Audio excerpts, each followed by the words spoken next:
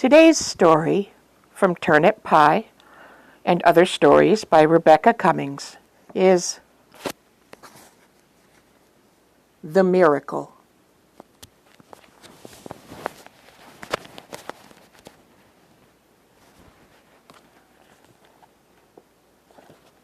Page 19.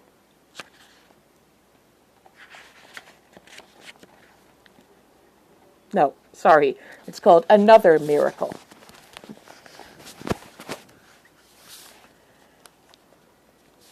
(1908) When Kaisa Kilponen pushed down on the handle of the outdoor pump, cold, clear water gushed into her bucket. The well had given pure, good-tasting water ever since they had lived on the farm. Until now, she had accepted the good water without question. But because of last Sunday's sermon, she couldn't take a cupful of water without examining it. She couldn't get that sermon off her mind. She understood Jesus' healing the sick, and she accepted without question that Lazarus had come back from the dead. Those miracles were so great, of such magnitude, that she couldn't help but believe. What puzzled her, what gnawed at her mind, was Jesus turning water to wine. Water to wine, how had he done it? So once again, as she had many times during the week, she studied a dipperful of her own crystal-clear well water, wondering whether or not it would happen that one day she would push down on the pump handle and bright red wine would spew forth.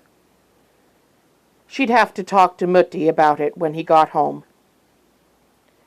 Not that she'd ever had more wine than one has at a communion service.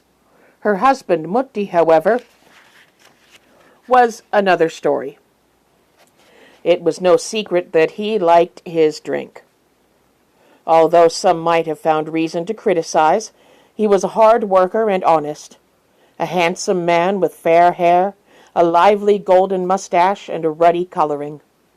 His smooth tongue and easy manner earned him friends even among the Yankees. She now regretted that he had been able to talk her out of so much egg money for a trip to Canada to visit his cousin Iro. And if that wasn't enough, he had asked for a little more in order to bring back a bit of whiskey. Not for drinking, he had loudly assured her, but for medicine. Anyone could tell her, he had said, that whiskey from Canada made the best medicine. Remember last winter, all the influenza? Kaisa remembered. It had been weeks before her chest cleared, and even now she had a trace of a cough. So with that argument, she had emptied the old woolen stocking of nickels and dimes and 2 silver dollars, and had wrapped the coins in a clean white handkerchief. For medicine only, she had said. When Mutti returned home, he talked on and on about a Swedish tramp he had met in the railroad yards, and about getting lost, and finally he thought to show her the jug of clear amber liquid that he had brought home from Canada. "But why isn't it full?" Kaisa asked. "It's this way, wife. They knew that I'm from America, so they had to sell me a United States gallon, not a Canadian gallon. They had to take some out. Don't you see? It had to be according to the law." "These laws, I will never understand them. But this one does seem particularly strange. Now tell me, how was it done?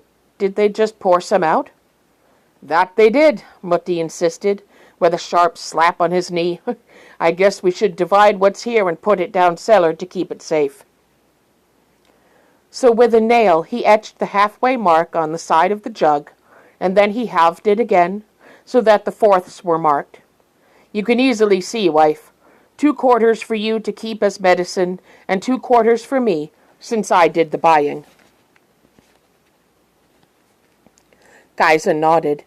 That seemed fair enough, although she still was not absolutely satisfied about the missing amount. "You say they just poured it out? On the floor or outside?" "Not on the floor, outside, of course." Mutti wasted no opportunity to slip into the cellar, and he had no end of excuses why he shouldn't. Haying was hard work. Hilling potatoes made him thirsty. The mosquitoes poisoned him. Why, a man needed to drink something after a hot sauna.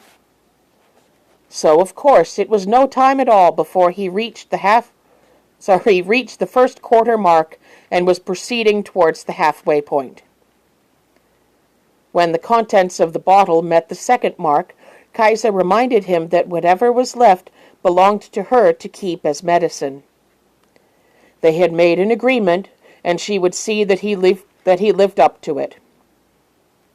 He said that he knew full well what the agreement was and would not think of touching her share. She said that she was only reminding him. He said that he preferred coffee anyway, and to prove his point, he stirred another gritty spoonful of sugar into his milky coffee and drank it down in one gulp. Mutti still made trips to the cellar, but now he carried his hammer and nails and maneuvered long boards with a good deal of cursing and muttering through the kitchen and down the steep stairs. He had to make new bins, he said, for the fall potatoes and turnips. And then he had to see to the foundation under the kitchen. She knew it was rotting, didn't she? One day, after he had come up from the cellar and had gone back outside, Kaiser, clinging to the railing, descended the wobbly stairs into the dark dirt cellar. She pulled the bottle out from between two chinks of cobwebbed rocks and took it upstairs into the light. The brownish-red liquid sparkled at the point where the sunlight streaming through the kitchen window glinted on the second etched line. "What kind of wife am I," she asked herself, "to be so full of doubts about the trustworthiness of my husband?" And because of her little guilt, she prepared a tasty fish pie, just the way Mutti liked it, with a thick crust, from the yellow perch Väinö Mustonen had given them the evening before. Kaiser was satisfied, and then, with all the work of summer, she eventually forgot about the jug in the cellar. What made her remember the whiskey was a letter from her friend Aino Laino, who said she would be coming from Rockland to spend a week with Kaiser in October. It had been several years since Kaiser had seen Aino. As young girls, they had traveled the steamship together to America, but after they had married, they had gone separate ways, each with her husband. Time had a way of passing now between visits. Although Kaiser had never approved of a woman's partaking of spirits, she knew that upon occasion Aino took some drink. So, as she made preparations for her visitor, Kaiser thought about the jug in the cellar. Maybe she should offer a little of her share to her friend. Aino would be, after all, a special guest. What pleasure the two friends had, eating all the good food Kaiser had prepared and going over old times. They talked and laughed so hard that more than once they had to wipe the tears away. On the last evening of Aino's visit, Mutti threw up his hands, saying that the two women sounded like two crows on the roof, that he was going to bed. Kaiser saw her opportunity and scooted down to the cellar, coming back with the whiskey from Canada. "A little of this will help make your visit here a pleasant memory," Kaiser said, holding the jug high for Aino to see. "Only if you will have some too, to keep me company." Kaiser hesitated. She had never intended to try some with Aino. But after Aino continued to insist, Kaiser at last assented. "Only a bit," she said, a reckless tingle coursing her spine as she poured the amber liquid into 2 water tumblers. "Mutti says it's the best you can get. It's from Canada." "I've heard that in Canada they make the best. Gippis," Aino said, raising her glass in toast.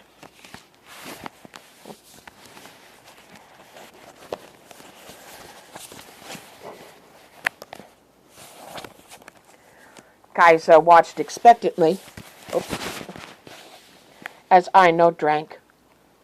Ino's small eyes rounded in surprise. She held the glass up to the lantern to examine it.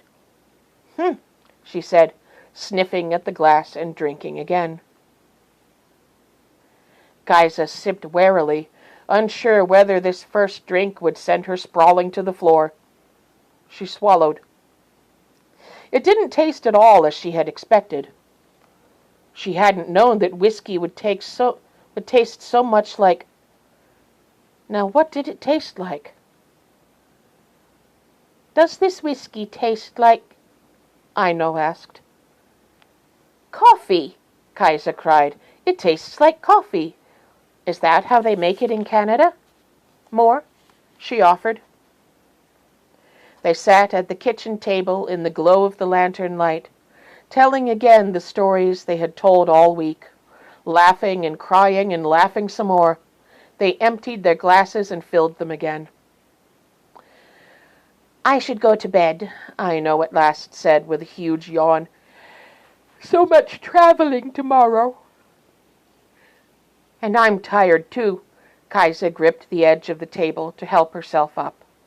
She, too, yawned, although she didn't feel in the least sleepy. But she was anxious to get to the loft bedroom. There was something she wanted to ask Mutti. Once in bed, Kaisa nudged her husband, who was already asleep, but he merely turned over and began a wet and noisy snore. Bracing herself on one elbow, she kicked him so hard in the legs that he woke with a start. What? He blubbered in sleepy confusion. The whiskey. It tastes like coffee. Why does it taste so odd? The whiskey? Her husband said in groggy bewilderment. The whiskey. He nodded, at last awake. Were you at the whiskey? I know, Kaisa said quickly. You know how I know. But of course it tastes like coffee. Anyone knows whiskey that is kept too long turns to coffee. It's your own fault for trying to keep it for so many months. And now why did you wake me? You know I'm a working man. With that, he turned his back to his wife and resumed his snore. It does? She said, puzzled. Kaisa lay with her eyes open long into the night. The fact was, she had not known that whiskey would turn into coffee. And of course, before this she had never tried drink. She had never wanted it.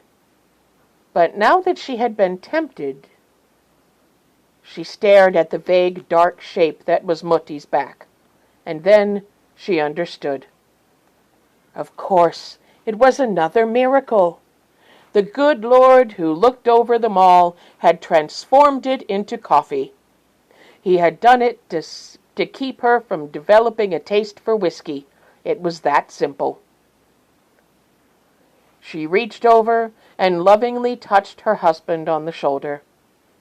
With the mystery resolved, her eyelids drooped, and she at last slept.